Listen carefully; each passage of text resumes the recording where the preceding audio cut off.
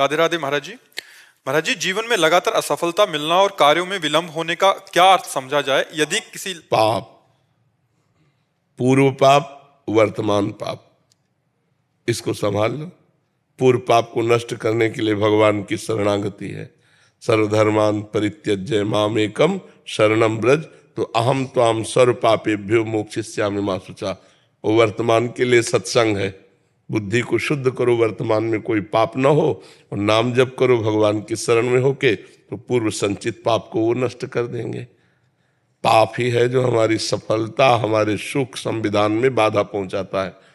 अनेक जन्मों का पाप हमें परेशान करता है, अनेक जन्मों का हिसाब किताब। इसीलिए भजन के बिना शांति नहीं। राधा राधा जपो, खूब राधा राधा जपो। कोई नशा न करो, पराई माता बहनों की तरफ गंदी दृष्टि से मत देखो, परोपकार करो, अभी सफलता मिल जाएगी। हम हर व्यक्ति से चाहते हैं कि अपने शरीर से किए हुए पाप का मार्जन करने के लिए किसी की सेवा करो, पशु पक्षी की सेवा करो, कोई मनुष्य बीमार हो उसकी सेवा करो। सेवा के बिना शरीर पवित्र नहीं होता। सेवा करो, ठाकुर जी की सेवा करो, माता पिता की सेवा करो, घर में बड़े बूढ़ों की सेवा करो, उनके शरीर दबाओ, उनके कपड़े धो, उनके सौंठ फेंको, उनको सुंदर भोजन पाओ, अभी बुद्धि शुद्ध हो जाएगी। उनके आशीर्वाद से अभी सफलता शुरू हो जाएगी। अपमान करना, बड़े बूढ़ों का मनमानी आचरण करना, नशा करना, गंदे आचरण, इससे सफलता थोड़ी होती है। यही हमें दुख का कारण बनते हैं, यही हमें दुख देते हैं। तो अच्छे आचरण वाले बनो, नाम जप करो। नाम जप करते हो क्या महाराज जी? पुराने जन्मों का भी बहुत होता है। पुराने जन्म क्यों नहीं? अब देखो हमारे पुराने जन्मों तो है, किडनी फेल है तो पुराने जन्मों का ही तो है।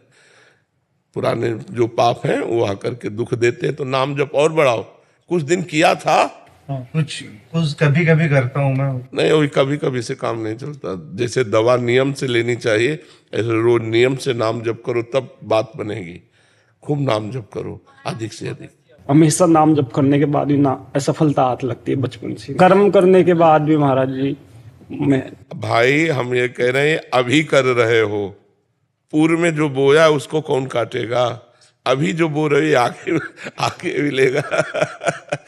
जब नाम जप कर रहे हो तब दुर्गति नहीं रुक रही। जो नाम जप करोगे नहीं तो तुम्हारी दुर्दशा हो जाएगी।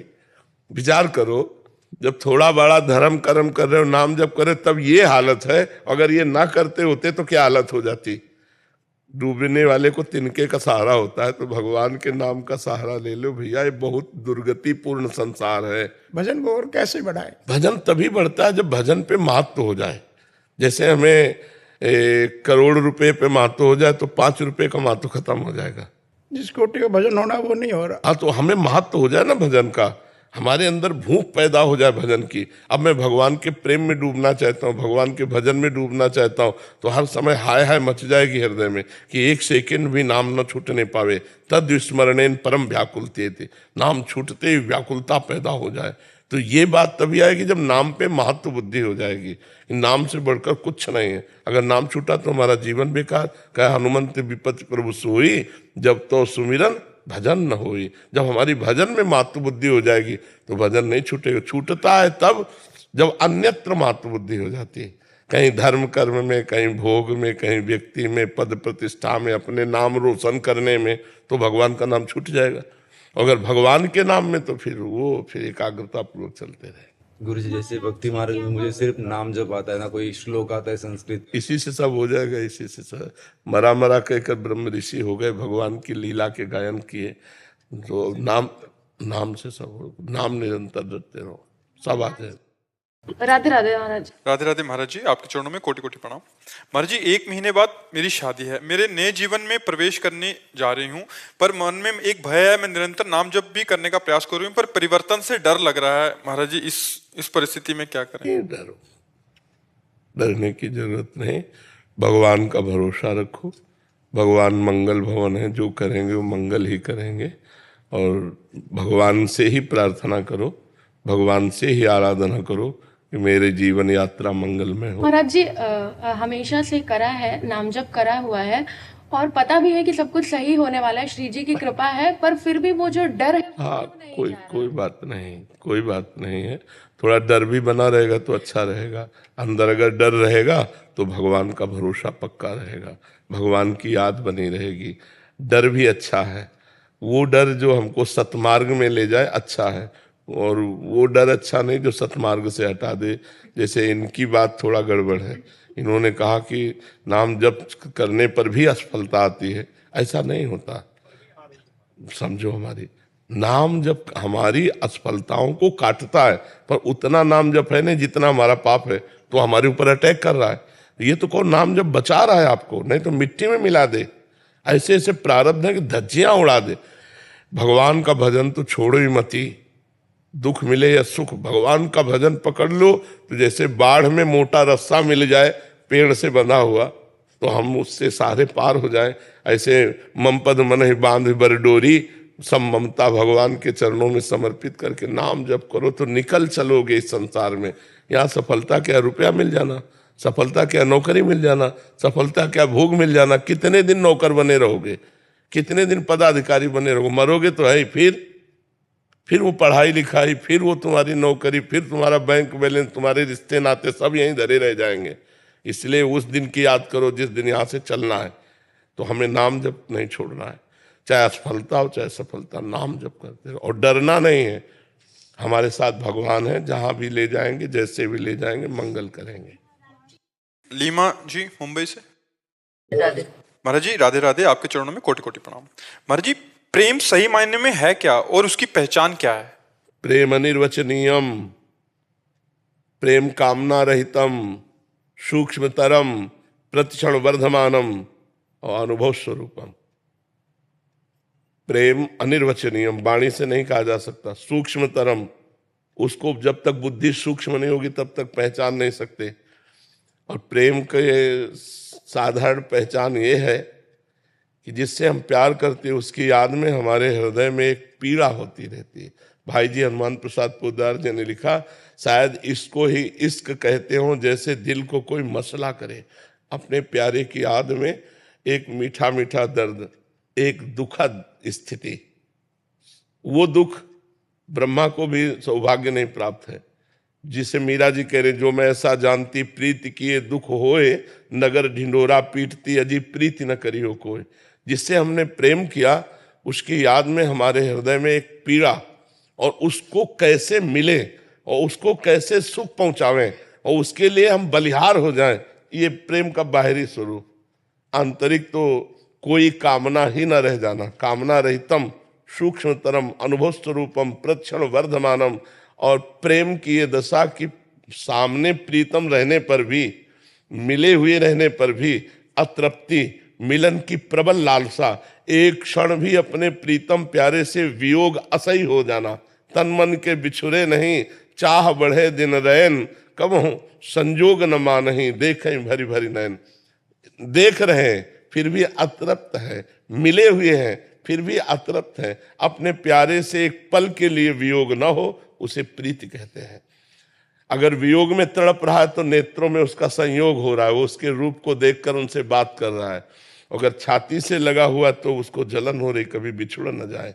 ये बड़ा अलौकिक है प्रेम, इसे प्यार नहीं कहते। ये गंदे चरित्रों को प्यार नहीं कहते। ये काम है, ये राग है, ये दोष है, ये आसक्ति है, ये मोह है, ये प्रेम नहीं है। प्रेम एकमात्र सच्चिदानंद भगवान से होता है। देखो, प्रेम आत्म तत्व से होता है, इन शरीरों से प्यार नहीं होता। शरीरों से मोह होता है, शरीरों से राग होता है।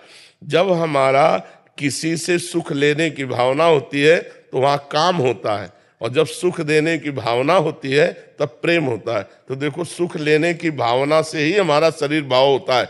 अब हम नाना प्रकार की नौटंकी करेंगे कि हम आपको प्यार करते हैं, ऐसा है वैसा है, मैं तुम्हारे लिए जीवन दे दूंगा, लेकिन तुम्हारे लिए नहीं, वो अपने लिए। उसे वासना कहते हैं, उसे काम कहते हैं। तो प्रेम तो केवल भगवान से होता है। संसार में हमें प्रेम नहीं है, संसार में स्वार्थ है, काम है, वासना है। और जब हमारा संसार में भगवान दिखाई देगा तो प्रेम होने लगेगा। भगवत भाव के बिना प्रेम नहीं है। जी शैलेंद्र जी राजस्थान से। हरिवंश श्री हरिवंश। श्री हरिवंश महाराज जी। महाराज जी, क्या प्रारब्ध इतना मजबूत हो सकता है कि निरंतर नाम जप और सदाचरण के बाद भी उसे उम्र उस अवस्था तक भोगना पड़े जिस उम्र में भौतिक संसार की सफलता में खुशी ना मिले, नौकरी विवाह जैसी तो घटनाओं इसी अवस्था में पाप किए हैं तो भोगना तो इसी में पड़ेगा ना। जैसे मानो आपने गर्भस्थ शिशु की हत्या की है तो अगली बार गर्भस्थ शिशु आपको बनना पड़ेगा, आपकी हत्या होगी उसी अवस्था में।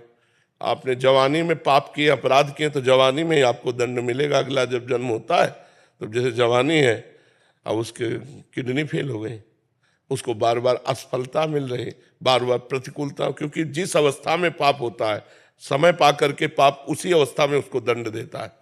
तो इसमें कौन सी बड़ी बात है? जवानी को वहां से पास होके थोड़ी आ रहा कि जवानी में तुम सुखपूर्वक रहोगे। जवानी में उद्दंडता की तो जवानी में ही तुमको दंड मिलेगा। इस विधान को समझो। आपने बुढ़ापे में पाप किया तो वृद्धावस्था में ही आकर आपको सड़ना होगा।